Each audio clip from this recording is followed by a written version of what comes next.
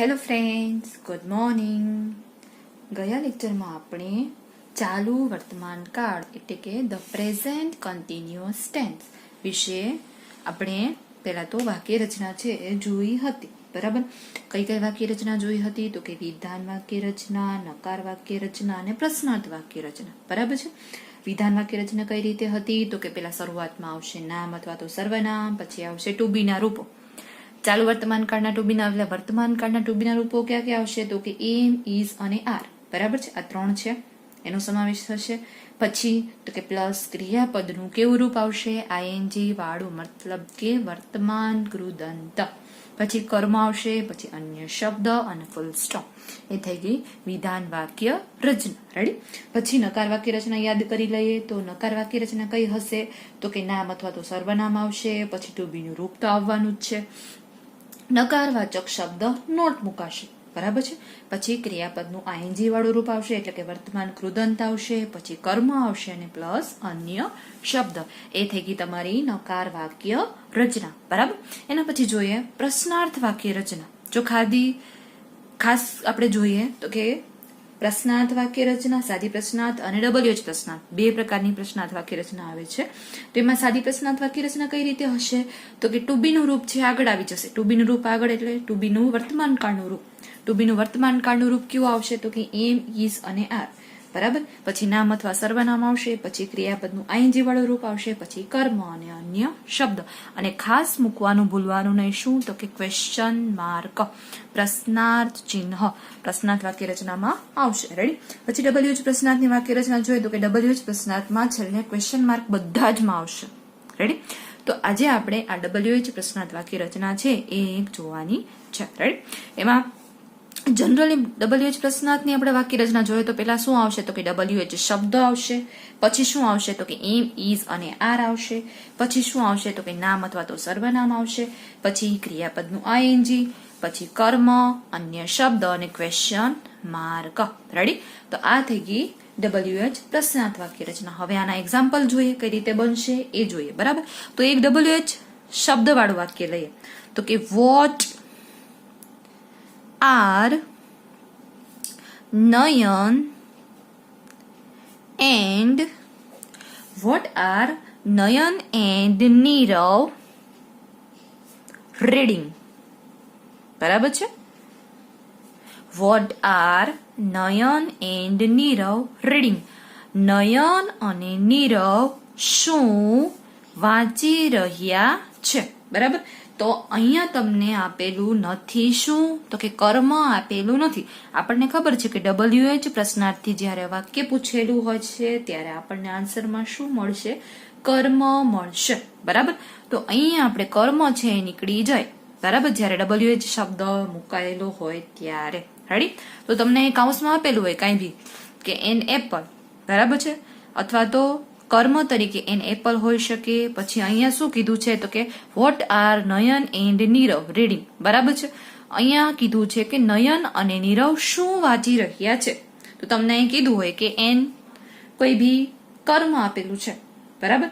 કે નયન અને નીરવ શું વાંચી રહ્યા છે? તો કે નયન અને નીરવ છે ઇંગ્લિશ નોવેલ વાંચી રહ્યા છે. તો ઇંગ્લિશ નોવેલ શું બનશે? તમારું કર્મ બનશે. આન્સર તમને શું મળશે? કર્મ રૂપે એન ઇંગ્લિશ નોવેલ છે એ મળશે. રાઈટ. એવી રીતે બીજું વાક્ય જોઈએ. બીજું વાક્ય તમારે ડબલ્યુએચ શબ્દ વેર લઈએ. Where is the cow sitting? Where is the cow sitting? ગાય ક્યાં બેઠી છે? અહીંયા બેસી રહી છે આપણે એમ ન બોલી શકીએ. બરાબર. ગાય ક્યાં બેઠી છે? બરાબર. તો ગાય ક્યાં બેઠી છે? તો અત્યારની ક્રિયા છે, ચાલુ ક્રિયા છે, હાલમાં બની રહેલી ક્રિયા છે. ત્યારે આપણે કેનો શબ્દનો ઉપયોગ કરેલો છે? ડબલ્યુએચ શબ્દ વેર. શા માટે? તો કે ગાયની જે આપણે જગ્યા બતાવી છે. બરાબર. તો એ તમને જગ્યા કે કોઈ પણ પ્લેસ કોના વિશે મળશે? તો કે ડબલ્યુએચ શબ્દ વેરથી પ્રશ્ન પૂછતા તમને પ્લેસ મળશે, સ્થળ મળશે. રેડી. તો કે અહીંયા તમને કૌંસમાં આપેલું છે કે નિયર ધ હાઉસ. બરાબર છે. ગાય છે એ ઘરની પાસે બેઠેલી છે અથવા તો અંડર ધ ટ્રી. વૃક્ષની નીચે ગાય છે બેઠેલી છે, બરાબર. અંડર ધ ટ્રી છે, પછી નિયર ધ હાઉસ છે. તમને શું મળશે તો કે જ્યારે વેર થી પ્રશ્ન પૂછતા તમને એક સ્થળ વિશે માહિતી મળશે. રેડી? તો આ થઈ ગઈ WH. હવે સ્પેસિફિક રીતે આપણે વાક્ય રચના એક પછી એક જોતા જઈએ, બરાબર. તો એમાં પેલા વુ વાળી વાક્ય રચના આવશે. WH શબ્દ વુ છે તો એમાં વુ શરૂઆતમાં આવશે. વુ છે ક્યારે મુકાશે? ત્યારે કોઈ પણ વ્યક્તિ કે વસ્તુ વિશે આપણે માહિતી મેળવવી છે, બરાબર. એ કોઈ બી હોઈ શકે, બરાબર છે. કોઈ પણ વ્યક્તિ વિશેની જાણકારી મેળવવી છે ત્યારે આપણે શેનો ઉપયોગ કરીશું? વુ નો ઉપયોગ કરીશું. પેલા વુ આવશે શરૂઆતમાં, પછી વુ આરે હંમેશા યાદ રાખવાનું કે ચાલુ વર્તમાન કાળમાં ટુ બી નું રૂપ ઇઝ જ આવશે, આર આવશે નહીં, બરાબર. પછી ક્રિયાપદનું કેવું રૂપ આવશે તો કે ક્રિયાપદનું આઈએનજી વાળું રૂપ એટલે કે વર્તમાન કૃદંત આવશે. પછી આવશે કર્મ, પછી આવશે અન્ય શબ્દ અને પછી શું આવશે? Question mark. રેડી? હવે એક વાક્ય બનાવીએ આપણે વુ વાળું, બરાબર. પેલા તો આપણે વુ થી પ્રશ્નને પૂછીએ, પેલા આપણે આન્સર આપી દઈએ. ઉલટું કરવાનું છે. પેલા એક પ્રશ્ન વાક્ય લખીએ, મતલબ કે એને પ્રશ્ન વાક્યમાં પછી ફેરવવાનું છે. પેલા આપણે એક વિધાન વાક્ય લખીએ. Kanchanben is cooking food. બરાબર છે? શું કીધું છે અહીંયા? કંચનબેન ફૂડને રાંધી રહ્યા છે અથવા તો કુક કરી રહ્યા છે, બરાબર છે. રસોઈ કરી રહ્યા છે, ફૂડ છે તૈયાર કરી રહ્યા છે. અહીં કુકિંગ છે એટલે રાંધી રાખવાનો, રાંધી લેવાનો શબ્દ છે એ વધારે પ્રેફરેબલ લાગે, બરાબર. અહીંયા શું કરતા કોણ છે તો કે કંચનબેન. આપણે જયારે કર્તા વિશે માહિતી મેળવવી છે ત્યારે આપણે શેનાથી પ્રશ્ન પૂછીશું? વુ થી પ્રશ્ન પૂછીશું. તો અહીંયા કાઉન્સમાં તમારે શું લખવું પડે? વુ. હવે તમને એમ કીધું છે કે આપેલું વાક્ય છે તમે વુ થી બનાવો, બરાબર. અહીંયા અંડરલાઈન શબ્દ આપેલી નથી પણ હું તમને અંડરલાઈન શબ્દ આપી દઉં છું. રેડી? સમજાય છે બધાને? હા, good. Kanchanben is cooking food. Kanchanben food છે રાંધી રહ્યા છે, બનાવી રહ્યા છે. હવે મારે એમ કેવું છે કે કોણ ફૂડ બનાવી રહ્યા છે અથવા તો રાંધી રહ્યા છે? કોણ. તો શું આવશે? વુ. હવે આ ઉપરની વાક્ય રચનાને ફોલો કરીને વાક્ય આપણે બનાવવાનું છે. કઈ રીતે વાક્ય બનશે તો કે વુ ઇઝ, પેલા તો કંચનબેન ને આપણે શું કરી દેવાના છે? દૂર કરી દેવાના છે. એની જગ્યાએ શું વાપરવાનું છે? વુ લેવાનું છે, બરાબર. પછીનું વાક્ય જેમનું તેમ મૂકી દેવાનું છે. Who is cooking food. Question mark ભૂલાય ને.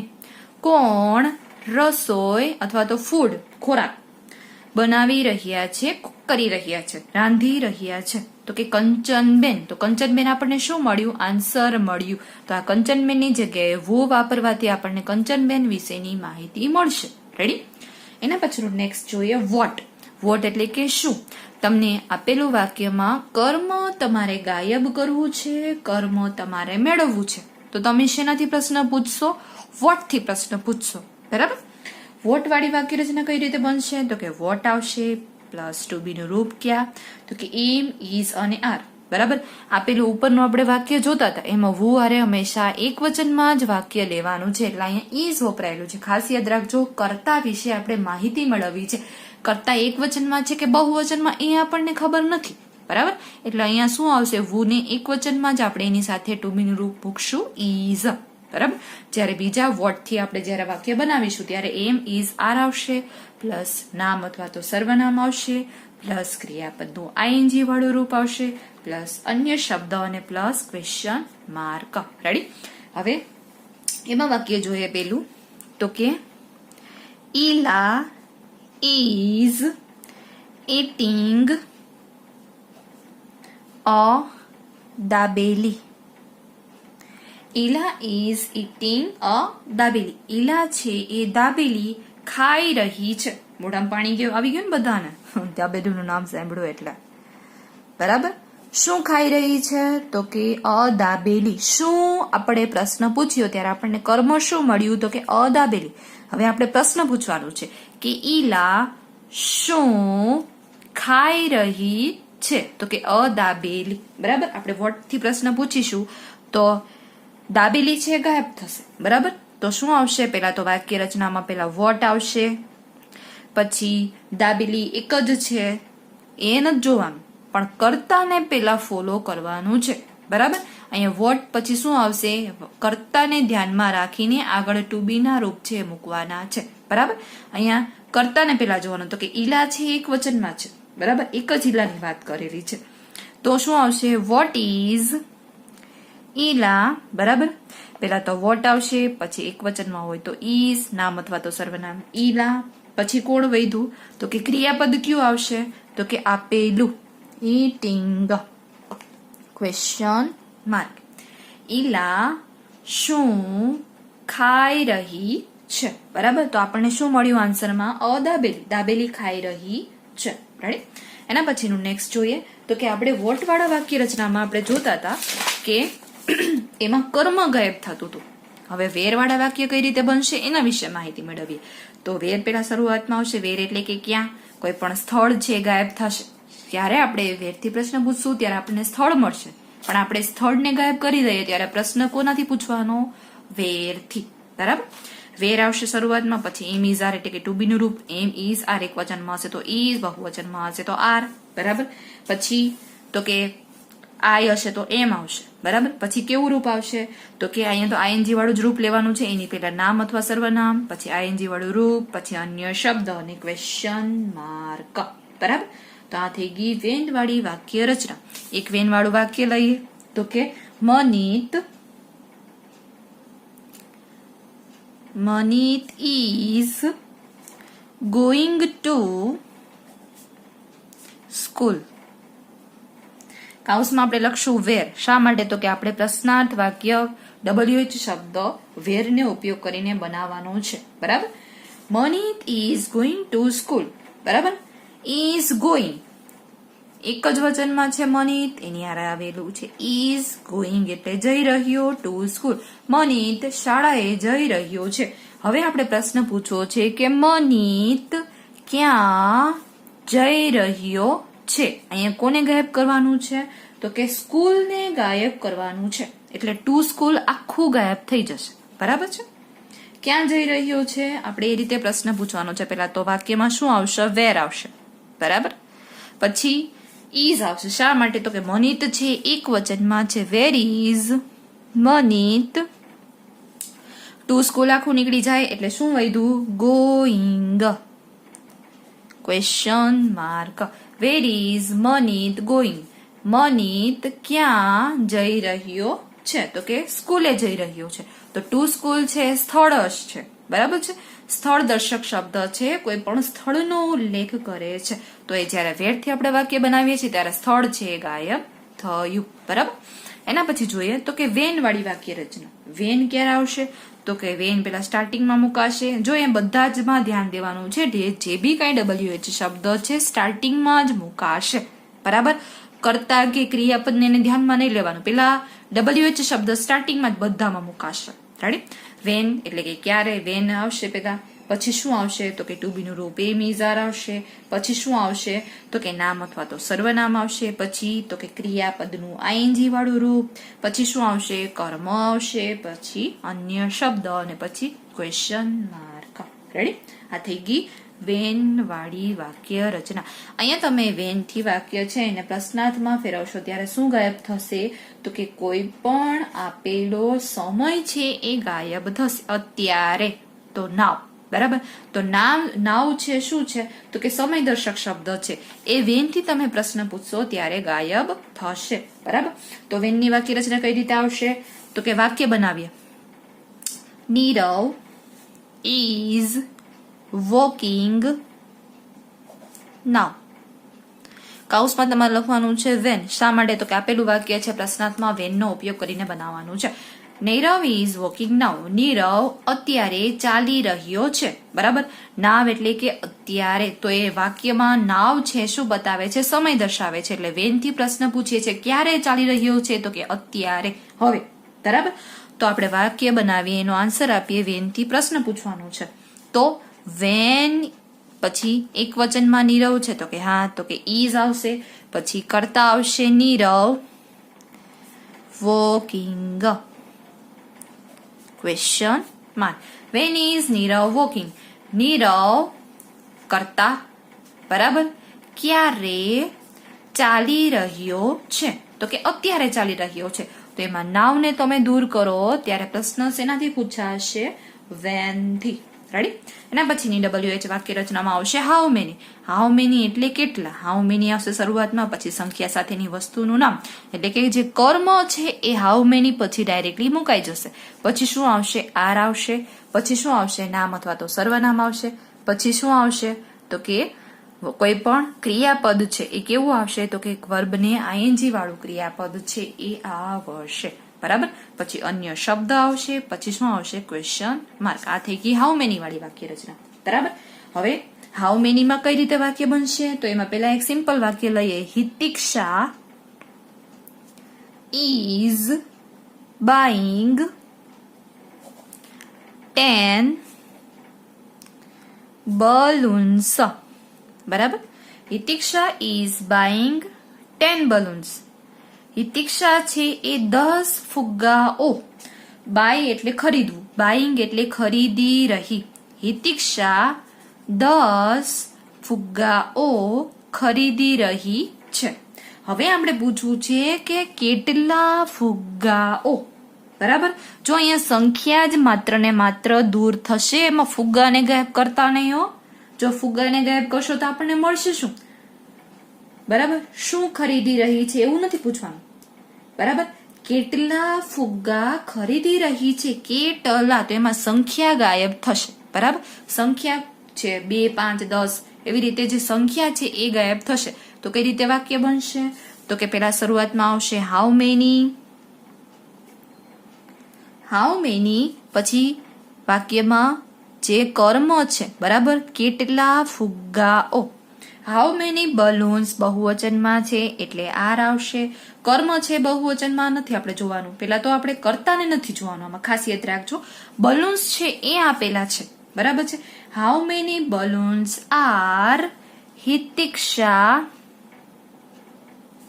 બાઇંગ. બરાબર? Question mark. અહીંયા શું કીધું છે? કેટલા ફુગ્ગાઓ હિતિક્ષા ખરીદી રહી છે. બરાબર છે? તો કે 10 balloons. બરાબર છે? 10 ફુગ્ગા છે એ હિતિક્ષા ખરીદી રહી છે. તો એમાં 10 છે સંખ્યા ગાયબ થશે. ક્યારે? તો કે હાઉ મેની થી પ્રશ્ન પૂછીએ ત્યારે. રેડી? એના પછી વાક્ય બનશે વીચ થી. વીજ એટલે કઈ રીતે? તો કે વીજ થી પ્રશ્ન પૂછાશે ત્યારે શું તમને મળશે? તો કે કેવો, કેવી, કેવું, કઈ. બરાબર? તો વીજ પછી રંગ, આકાર, કદ સાથેની વસ્તુનું નામ આવશે એટલે કે ઓબ્જેક્ટ આવશે. પછી શું આવશે? ઇઝ અથવા તો આર. એકવચનમાં હશે તો ઇઝ, બહુવચનમાં હશે તો આર. પછી નામ અથવા તો સર્વનામ આવશે. પછી ક્રિયાપદનું આઈએનજી વાળું રૂપ આવશે, પ્લસ અન્ય શબ્દ, અને પછી શું આવશે? Question mark. આ થઈ ગઈ તમારી વીજ વાળી વાક્ય રચના. કોઈ પણ રંગ, આકાર કે કદ સાથેની વસ્તુનું નામ છે એ વીજ પછી ડાયરેક્ટલી મૂકવામાં આવશે. બરાબર છે? કેવી સારી, કેવો ડ્રેસ, કેવો આકાર, તો એ તમને શેનાથી મળશે? તો કે વીજ થી પ્રશ્ન પૂછતા મળશે. રેડી? હવે એક વાક્ય બનાવીએ. પેલું simple. Nidhi is wearing. Wearing એટલે કે પહેરી રહેવું. બરાબર છે? અહીંયા વિયર એટલે કે પહેરવું, વિયરિંગ એટલે પહેરી રહી. બરાબર છે? વિયરિંગ અ બ્લુ સાડી. નિધિ બ્લુ સાડી પહેરી રહી છે. હવે આમાં તમારે પ્રશ્ન પૂછવો છે વીચ. બરાબર? આપણે અહીંયા પૂછશું કે કેવી સાડી, કેવા રંગની સાડી. બરાબર છે? કેવા રંગની કેવી સાડી. બરાબર? તો અહીંયા તમે શું પૂછો છો? તો કે કલર પૂછો છો. બરાબર? કેવી સાડી? તો કે બ્લુ સાડી. બરાબર? તો અહીંયા ગાયબ શું થશે? તો કે બ્લુ છે એ ગાયબ થશે. શા માટે? તો કે રંગ, આકાર કે કદ સાથેની વસ્તુનું નામ છે એ શું થશે? તો કે પેલા તો આપણે જોવાનું કે અહીંયા રંગ, આકાર, કદ સાથેની વસ્તુનું નામ કયું આપેલું છે? તો કે રંગ, આકાર, કદ સાથેની વસ્તુનું નામ આપેલું છે અહીંયા સારી. બરાબર? તો અહીંયા જે રંગ, આકાર કે કદ છે એ તો પેલા તો દૂર થવાનું છે, પણ એની આરે જે પણ નામ આપેલું છે એ આપણે અહીંયા વીજ થી લખવામાં આવશે. તો કઈ રીતે વાક્ય બનશે? તો કે વીચ સારી અહીંયા કર્મ આપેલું છે, વિચ સાથે શું આપેલું છે? કર્મ. શું પહેરી રહી છે? તો સાડી છે, કર્મ મળેલું છે. Which sari is Nidhi wearing? Question mark. કઈ સાડી નિધિ પહેરી રહી છે? તો કે અ બ્લુ. બરાબર. એ શું થઈ ગયું? તો કે એ દૂર થઈ ગયું. શા માટે? તો કે ક્યુ કેવું કઈ. બરાબર. કઈ સાડી? તો કે બ્લુ રંગની સાડી. અહીં કલર તો નથી આપ્યું પણ આપણે બ્લુ સાડી, તો એમાં બ્લુ શબ્દ છે એ શું થશે? દૂર થશે. રેડી? તો અહીંયા સુધીની આપણે વાક્ય રચના ચાલુ વર્તમાન કાળની છે કમ્પ્લીટ થાય છે. મળીશું નેક્સ્ટ લેક્ચરમાં. ત્યાં સુધી બાય. Thank you.